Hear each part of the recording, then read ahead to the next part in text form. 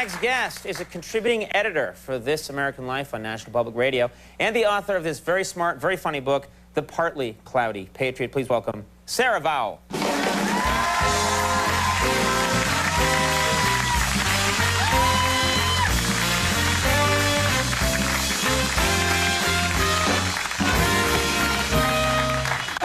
Let's see. Happy New Year. Merry Christmas. Happy New Year. Blah, blah, blah. Blah, blah, blah. What a nice sentiment. Blah, blah, blah. Now, for Christmas, where do you go? Did you go home? To Montana. To Montana. Yeah. Was that cool? Was it good? Yeah, it was fun. I think I had a pork product at every meal, and they serve up a lot of pork. And... yeah, and listen to a lot of Christmas songs with my mom and my sister. Mm-hmm. Do you like that? We love Christmas music in my family. I love Christmas music. I love Christmas music, but like there was this one song when I was a little kid that I hated, which was I Saw Mommy Kissing Santa Claus. You know, because I thought it meant that your mom was cheating on your dad with Santa. You didn't get, yeah. I think when I was about 25, I realized, oh, it's your dad. Right. But it still, like, I had all these suspicions about Santa and his intentions. And then, but if you listen to a lot of pop songs about Santa Claus, it bears out because, you know, he's kind of a slut in the songs. Right. You know, like Santa Baby, that Eartha Kitt song, he's like the sugar daddy, and he, you know, he has to give her like a sable and a platinum mine, and then he'll get his gift, if you know what I'm saying. And or like there's a Sonny Boy Williamson song called Santa Claus, where, you know, his girlfriend is keeping his Christmas gift in her dresser drawers, wink wink, and you know, and he has his hand in her dresser drawers, you know. Or like my I don't know what that means, Conan. And oh, my favorite Christmas song of all time is from the Elvis Christmas record, which is Santa Claus is Back in Town. And that's like, hang up your pretty stocking, turn out the light, Santa Claus is coming down your chimney tonight. Which is filthy, isn't it? No, not at all. This is all in your mind. You disgust me. These are all... I just think Santa's getting in his sleigh. We all know what a sleigh is, don't we, fellas? Huh? But no. I just think... Got a cane and a ho-ho-ho. What's happened to you? Well, he says ho-ho-ho because he is a ho. That's a very good theory. Yeah. Check it out. So you're really suspicious of Santa Claus? Yeah. Now, I know you do a lot of book signings. Yes. You go around the country, your book's doing well, you go to these book signings, and the fans turn out. You've got your following, they turn out. What kinds of questions are they asking you? Well, I get an annoying amount of questions about you. About me? Yeah. Why is that? I guess because people see me on this show and they think we're friends or something. And...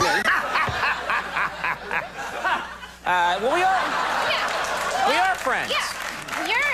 Now that I think about it, you're my most famous friend, so I'm sure people are asking you, like, what, I don't know, John Tesh is like or something. But, yeah, you mean Teshy? Yeah. Oh, he's fine. Such a name dropper. Yeah.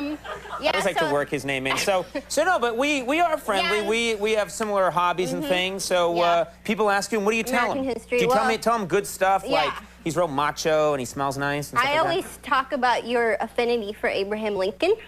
Oh, great. Yeah, that's killer. That's going to really endear me to people. Yeah. It's not quite that, like, Access Hollywood inside dope they're looking for. So then if they're not satisfied with that, then I tell them you know a lot about Mussolini, too. That's all true. I'm like a history buff. It is. I know a lot about Lincoln. I'm probably the only person here that's actually been to... Well, that's not true. We have some people from Chicago in the audience. I've been to Lincoln's... let's not get crazy. I've been to Lincoln's home in Springfield, and actually, you know. I know. And remember when you were, one time you were telling me about going to Springfield, and you were standing looking in Lincoln's shaving mirror, and it's, your face was perfectly framed because you're the exact height as Lincoln. I'm the exact height as Lincoln. And you know my theory about how... So people right now are getting creeped out. It's totally true. Like, there's something perverted about this, but it's true. I mean, Lincoln's exact 6'4", which is Lincoln's height. Yeah, and, like, you know my theory that, you know, Lincoln had that squeaky high voice? People don't know that, but he had a squeaky high-pitched voice. And so I have the theory that he sounded exactly like me. Right. So I was thinking if we were going to build a Lincoln, we could use your height and my voice. We should tour the country together and give the Gettysburg Address where I'm wearing a big suit and a beard and you're standing behind me talking, saying 407 years ago. Yeah. No one would go see that. We would be the only people who would go see it. Yeah, exactly. Now, your birthday was last week. Was it a good birthday? Yeah, it was pretty good. Spent it with my twin. I was calling and checking my messages to see if anyone remembered my birthday, though, and the only message I got at one point in the day was from President Clinton. What? Yeah. And, I'm the name dropper with John Tesh? well, I was like, holy smokes, President Clinton knows it's my birthday? Sarah.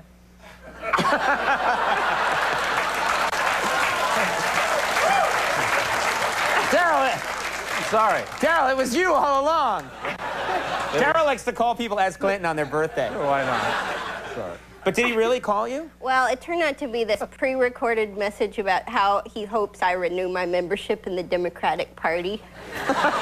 You know, which, sounded a lot like a birthday message. I'm just dying to do based on how they used my money in the previous 2 elections. That was so successul. Yeah. And, yeah, but basically President Clinton is a telemarketer now. He's you know? there. Was he offering you a phone plan, too, while he was at it?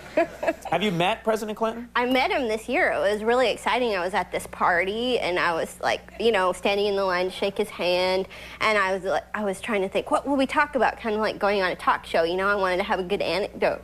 And I was like, well, we both like politics and music. Should we talk about Ray Charles or our love for the late Representative Mike Sinar? And I'm in my head like, Sinar, Ray Charles, Sinar, Ray... And I'm about to shake his hand, and these wonks from Newsweek sweep in and start asking him all these annoyingly substantive questions about national security. And I'm just standing there hanging, and after about 10 minutes, he just sees me there, like, all sad, waiting to shake his hand, and he looks over and he's like, what's your name? Well, you could probably do that better than me, but, you know. I don't know. Both Clinton impressions are pretty good. And I'm like, oh, I'm Sarah Vowell, but he doesn't do that, hi, I'm Bill Clinton. He just assumes that you know who he is, you know? Do you think that's rude? I mean, because if he said, hi, I'm Bill Clinton, you'd be like, duh, right? Yeah. Like, once I met Elvis Costello, and he said, hi, I'm Elvis Costello. And I was like, I know, you know. So you yelled at him? I know! Are you stupid? And he walked away from you. That's terrible. Yeah.